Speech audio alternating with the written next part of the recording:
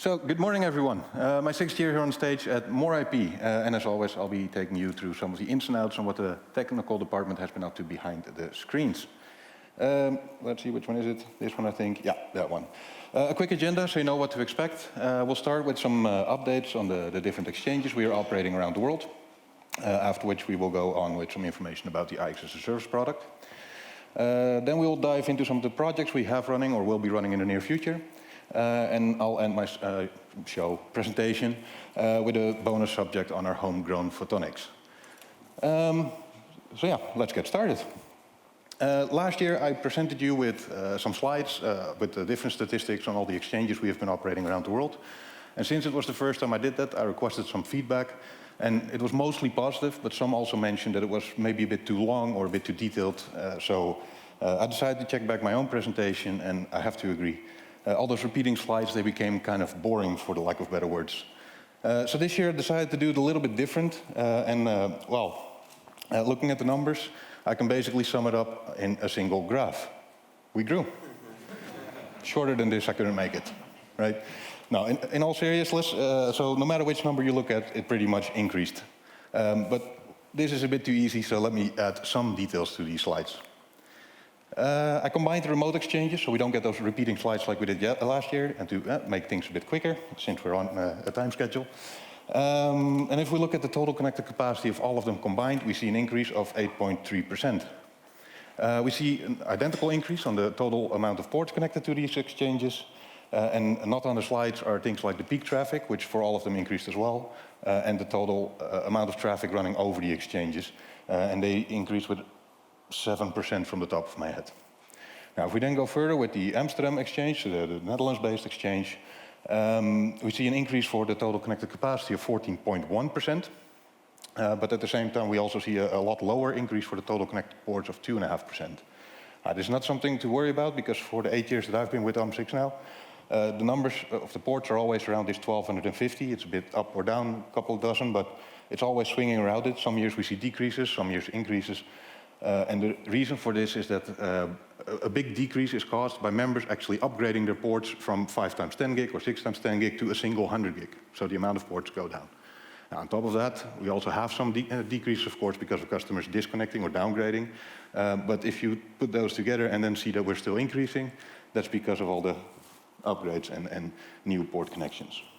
Now, again, peak traffic, not on the slide, went up from just 10 terabits last year to just below 11 terabits this year. I really was hoping to reach the 11 terabits a little bit further sooner than another exchange in our country next door, but we missed it by a little. And the total traffic running over the exchange went up to 28 exabyte, or just below 28 exabyte, which is an increase of 13%. Then we grew even more in Amsterdam with the addition of 2 new POP locations, which are Greenhouse and Smart DC. Yeah, I did do it right. Greenhouse, Smart DC. The first 2 locations to be located further outside of the Amsterdam region than we had so far. These went live November last year. And with these, we now have 16 POP locations connected to the exchange. Now, then looking further on the worldwide map, we see the 7 exchanges we have been operating for a while already. And we can add 4 new exchanges that have been built or implemented in the last couple of months. These are Cairo, Hyderabad, Kolkata, and Singapore. Both Cairo and Singapore, they are a single location for the time being that are connected to the exchange. And Hyderabad and Kolkata already have multiple locations connected. There's a couple more going on. Yesterday you might have seen one already, Kuching. We're starting the implementation there. And there's some more in the pipeline, but we'll add more information on those once we get closer to the delivery date. Now, all of these are based on the AMS as a service product we launched a while back. And from the implementation side of things, we made some nice improvements. Like always with something new, it's a bit of a learning curve to do it right, or to do it right, to do it better, let's say it like that. Because of this, the first instance we built took us a couple of months to actually complete. Now, since then, we've been able to improve on a lot of things, like the internal communications. With a new product, getting everybody on the same page, talking the same language, it needs some attention. So we created some standards and templates, which helped to improve on those. The same counts for the information we need from the customer, things like IP addresses, ASN numbers, and you name it. We created a nice template which explains what we need, why we need it, and also when we need it. And that also helps to speed things along. To build one exchange or to build one IX as a service, we have a lot of dependencies on different knowledge levels, and that costs quite some waiting time between the handovers. And by sharing our knowledge, we were able to eliminate many of those dependencies, again, causing a better throughput time. And then, of course, something new is always manual tasks, and during the process or over the last couple of months, we automated many of those tasks, making the speed of execution, of course, also a lot better.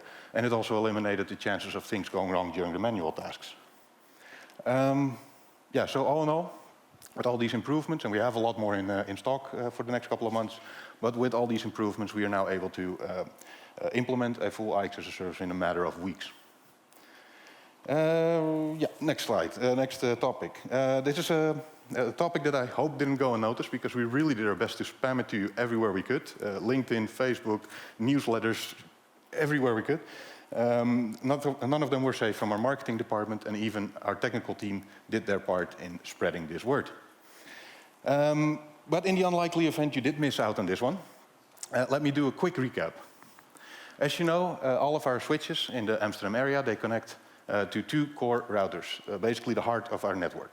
And about 3 years ago, I think, maybe 4, we decided it was time to move one of these routers to a new location, a new physical location. And as you can imagine, moving a node so deep in your network, it takes quite a lot of work.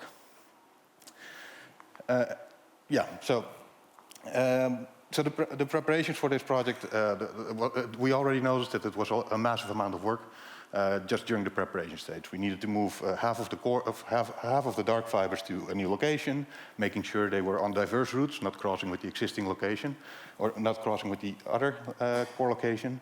And on top of that, we needed to prepare a lot of configurations, DCI links, and you name it.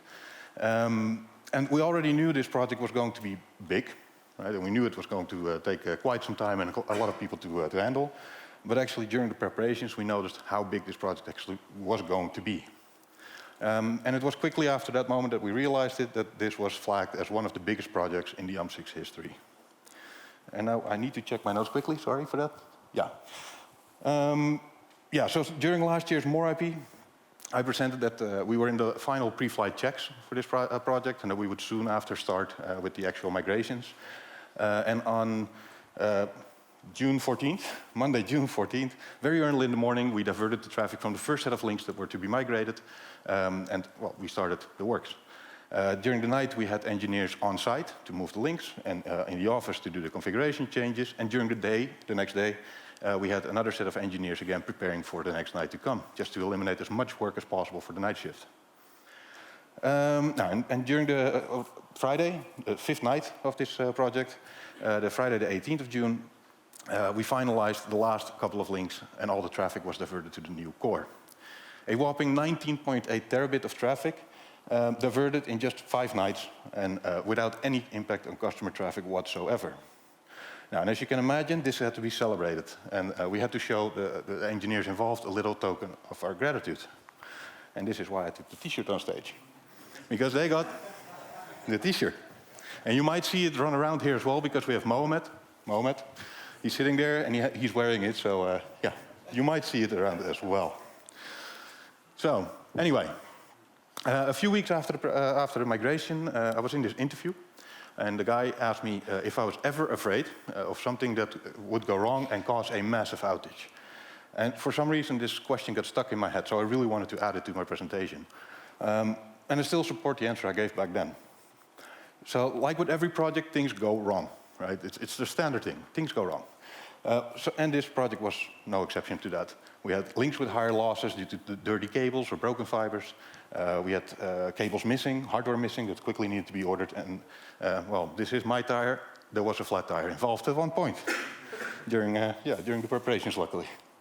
Now, because we did pretty extensive preparations, it took us really months to prepare this project, just to make sure nothing would go wrong. And it paid off, because all of these little things were already caught in time before we even started with the migrations. What did I want to say? I'm lost a bit. Sorry for that. So yeah, oh yeah, the answer to the question. Yeah. So the answer to my question, to that question is simply no. I was not afraid that anything would go wrong or cause a massive outage, because knowing our engineers and knowing the preparations they did, they would have been on top of that immediately, or they already solved it before it even happened. So that's the answer. Now, of course, moving the core itself is a big part of this project, but it wasn't the only part. It was definitely the part with the biggest potential for impact for the customer traffic and the member connections, but it wasn't the only part. Located in the same space as the core routers is also some of the servers and the systems we use, like storage and those kind of things, and they had to be moved as well. Now, because the core move itself took so much effort already, we decided to postpone this a bit to later in the year, to give everybody some time to breathe again and a well-deserved break. But by the end of the year, all of it was moved as well, and we could consider this project as finalized. And it isn't until you empty out a cage that you see how much stuff goes into one of these cages. And I have to say, this is only part of it, because there was a lot more, but we didn't take all the pictures, and they wouldn't have fitted on the screen anyway. So next on the list, another project, a project that we need to go back in time a bit, about 3 years, at Morapi 2019.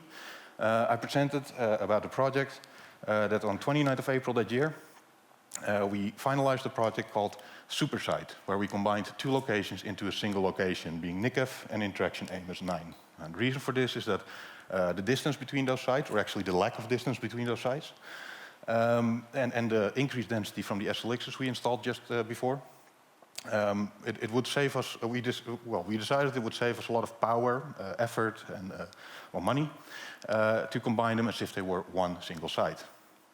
And if you think about it, this marriage has worked pretty well over the last 3 years. It saved us about 4 weeks of work with multiple people, with a big team of people, to implement these 2 switches. And because we didn't implement the switches, the investment cost went down as well. On top of that, these switches use a lot of power. And since they weren't there, they didn't use a lot of power. So the power savings went down, making our operations a lot greener, which you heard yesterday as well, something we care about a lot. But like always, all good things must come to an end. So, so over the last couple of years, we've seen an increased growth of ports being connected at this location, or at both of the locations. And to cope with all these traffic, we also need to implement more backbones. Now, and at this moment, we're slowly starting to see that, slowly these switches are running out of capacity. And since we would like to keep offering the capacity you need, and also the backbone traffic that needs to go on these switches, we decided it was time to break up this happy marriage. Now don't say, ah. Sorry. Since we had this breakup in mind already when we designed this setup, we knew it would happen at one point in time. We actually designed it in a way that would make our lives a lot easier now that we came to that point. The space for those switches is still reserved, it's still there, so we can easily mount them. The cabling has been done in a way that it's really easy to connect those 2 switches again, and it will make it look like any other site. Now, at this moment, we're still in the preparation stages, or investigating. We're investigating what exactly needs to happen. But the chances are good that after the summer holidays, we will start with this breakup. Next on my list. Okay, and this is the one where I stumble with my words during my preparation, so I'm going to try it right. It is the subject about the new vendor for a main switching platform. Ta-da, look, it worked. So I think this is a subject many of you have been waiting for, or at least I expect it. But I have to disappoint you, because I'm not going to talk about the who or the why or whatever. That's not part of my thing. Instead, we have Stavros and Yevgeny from Juniper later on after the technical track talking about more of those kind of things. And I will just take you a little bit through the migration side of things. Now, you know already that we went for Juniper, as already mentioned, and the first order has been done, and the deliveries are expected in the next couple of months, September or October. So we also started to arrange the training for the people to work with these new switches, and soon we will also start with the updates for the automated provisioning tools we have in place to also be able to work with these switches instead of just the extremes. Now, on top of that, we'll soon start with the preparations for the first migrations. And then it's time to start, basically. Now, The plan for now is to migrate first all the older AMS-IX switches from Extreme, because they are end of service or end of life. So those we want to target first. And then at the same time, we wanted to start with a smaller location with a bit fewer connections, something like AMS-8, Digital Realty AMS-18 or Equinix AMS-6. But at the same time, we see an increased growth as well at Equinix AM5. We have already 2 stop sets there, or 2 switch sets there, so 4 switches in total. Well, they're nearing again the end of the capacity. It's not near yet. We can still live a little bit longer with them, but yeah, we're seeing the increased growth. Now, and since we are also seeing there, by the way, some more issues arriving, so I think they're just in need of an early retirement. And since there are 4 switches there, it again will save us a lot of power if we can migrate those 4 switches back to 2 of the newer ones. In short, we're not sure yet where to start. As we come closer to the delivery date, we'll make our final decisions, because then we have more accurate details on it. But what we did agree on already is that we are going to try to migrate, yeah, there it is.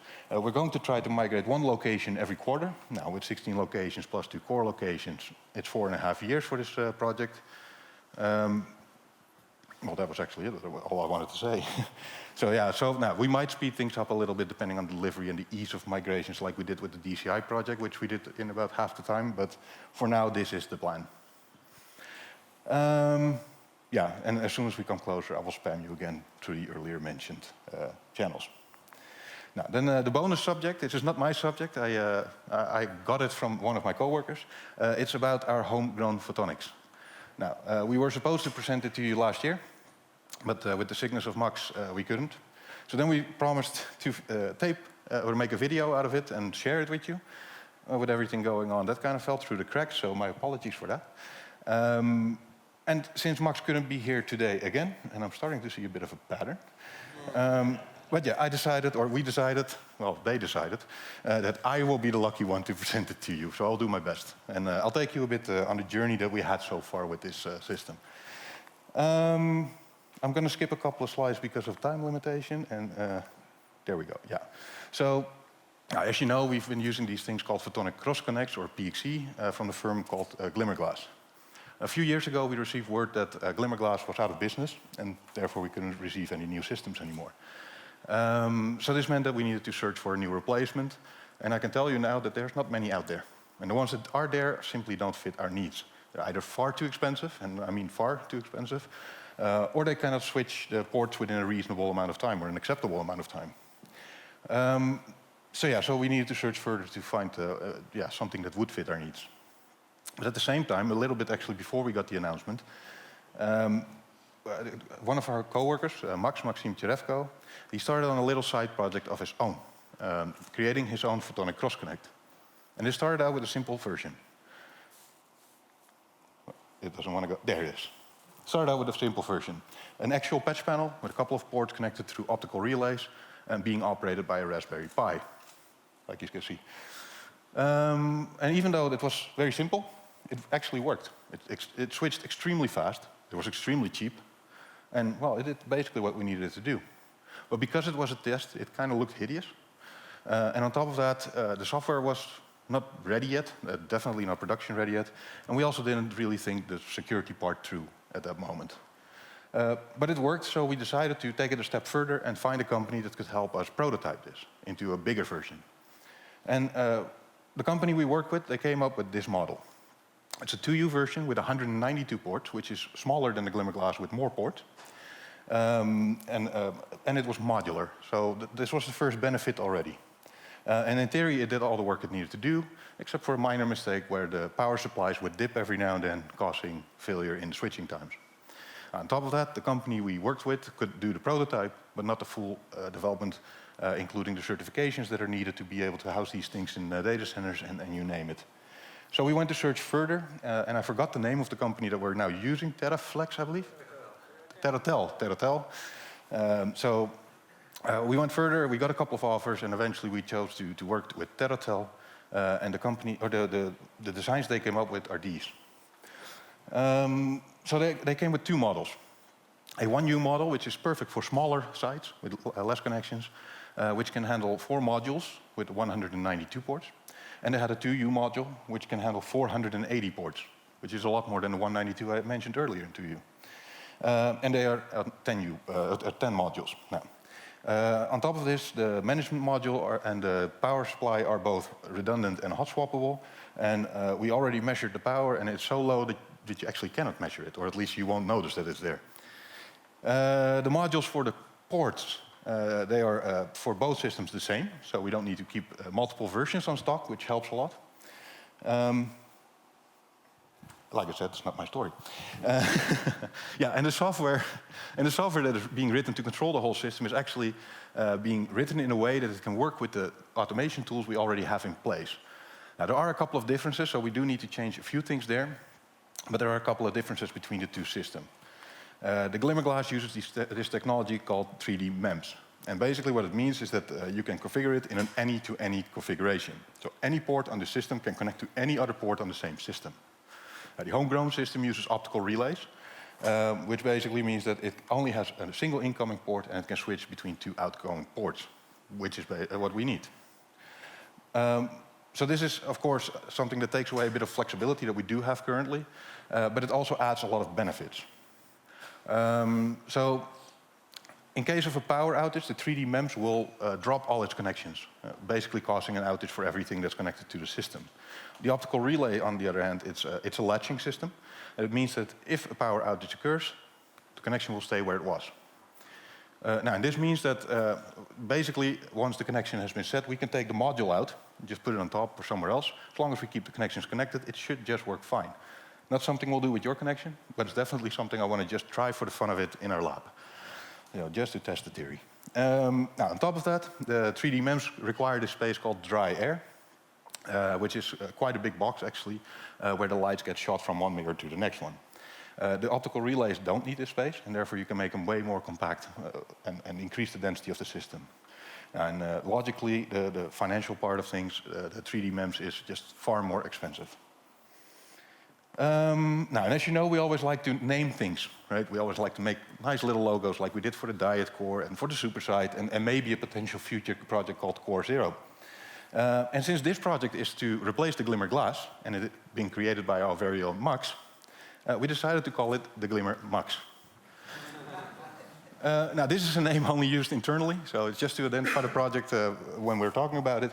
And in the end, the system will probably get a new name. And if you have any thoughts, please shoot them, because we really would like to hear your opinion on this as well. Anyway, yeah, so that's that.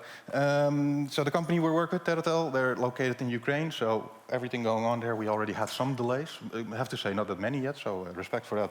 But we had some delays, and we're expecting a bit more. But I'm really hoping that before the end of the year we can have a first prototype in our hands and start playing around with it. But yeah, let's just say that next year I hope to have Max here on stage and present you the update. And otherwise I'll do it again. Yeah, so this is all I can give you for now. Yeah, we'll update again once there is something to update. That was it for my presentation. No, I have time. Well, I don't, but I'm going to take time. Any questions? And I prefer not because, well, they're always scary, but I see. Yes? Erik.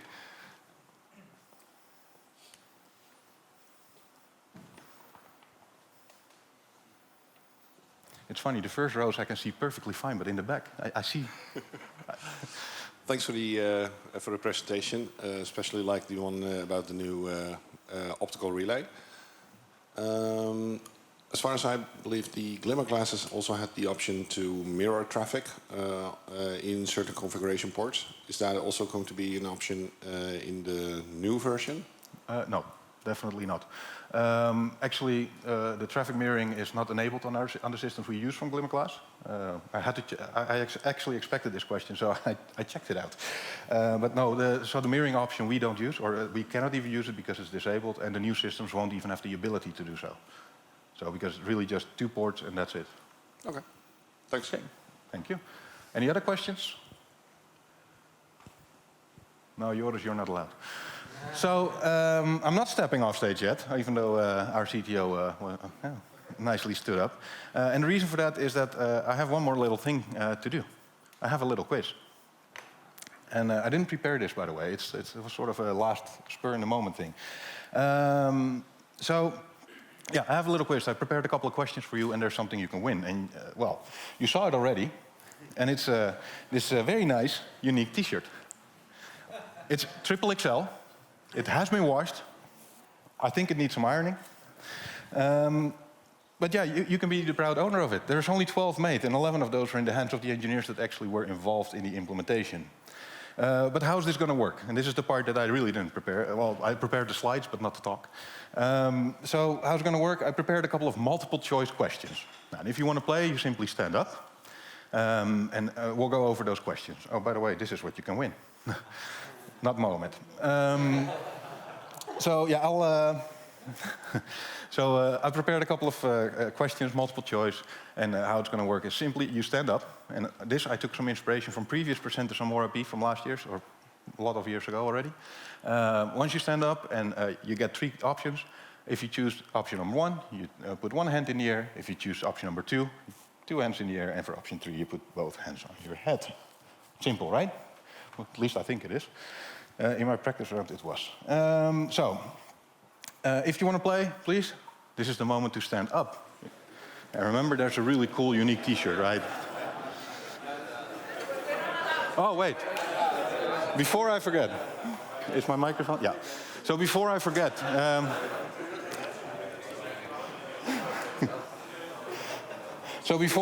I see a couple of AMS-IX people standing up. I'm sorry. There's one rule, well, there's 2, you're not allowed to cheat, but there's another rule, you're not allowed to be AMS-IX employee. I actually want to say now also not ex-employee, because Joris is here. And,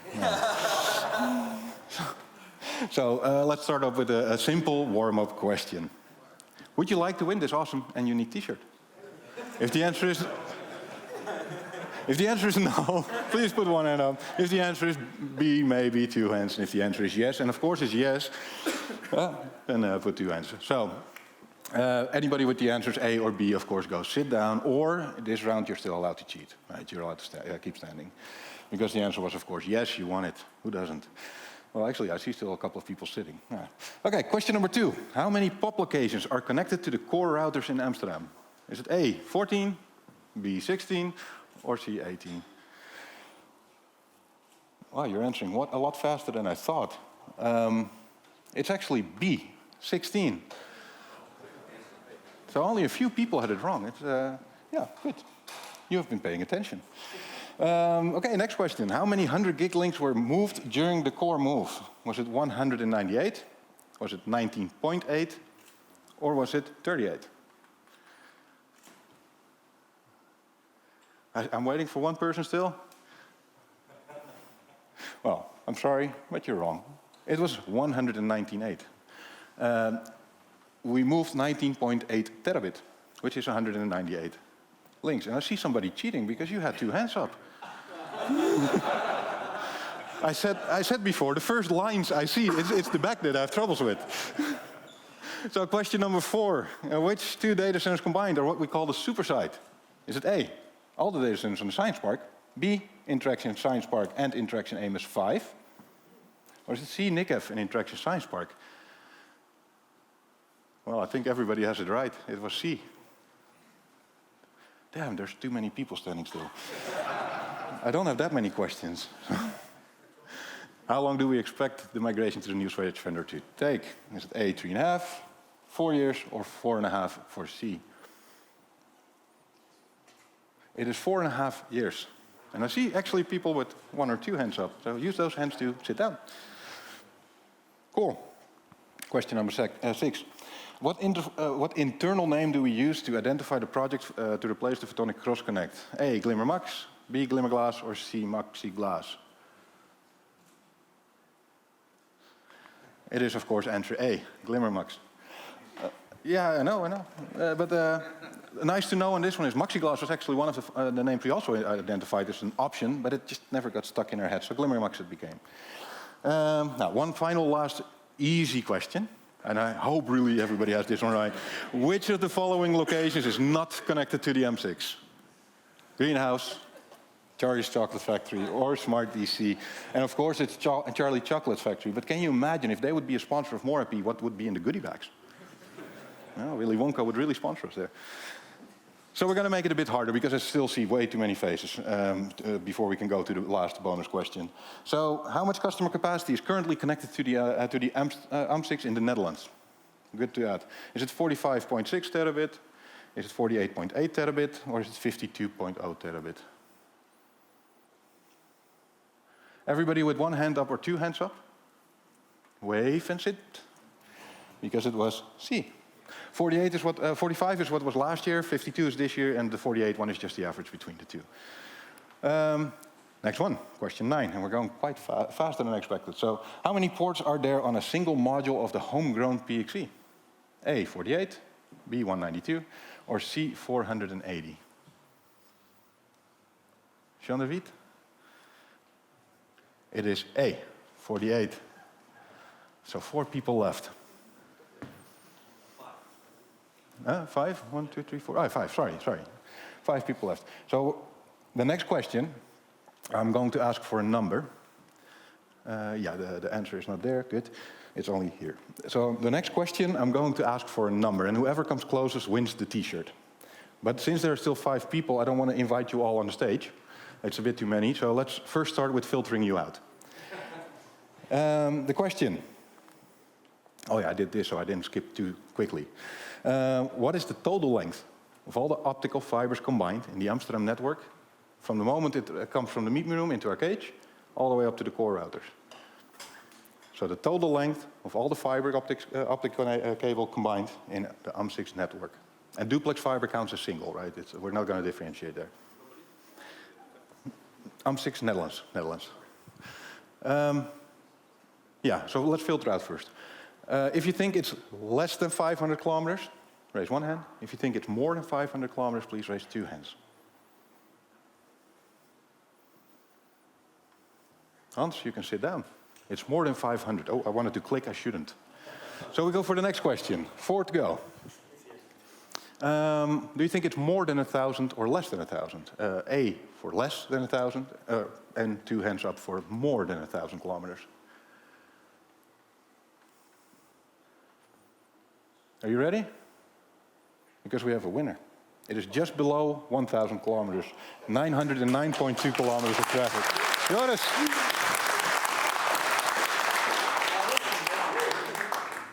It's funny that how the only ex-employee here that I know of at least, and he wins the awesome t-shirt. Hey, we have a picture moment. Cheers! Yeah. I do expect you to wear it now, right? So, and this was it for my presentation. So if there are any more questions, just quickly, you know what, otherwise come and find me, I'll be running around all day. One thing I wanted to ask, as a result of you mentioning the outline of the project of migrating our stuff, yesterday there was a question in the GM, what are we going to do with all the switching stuff?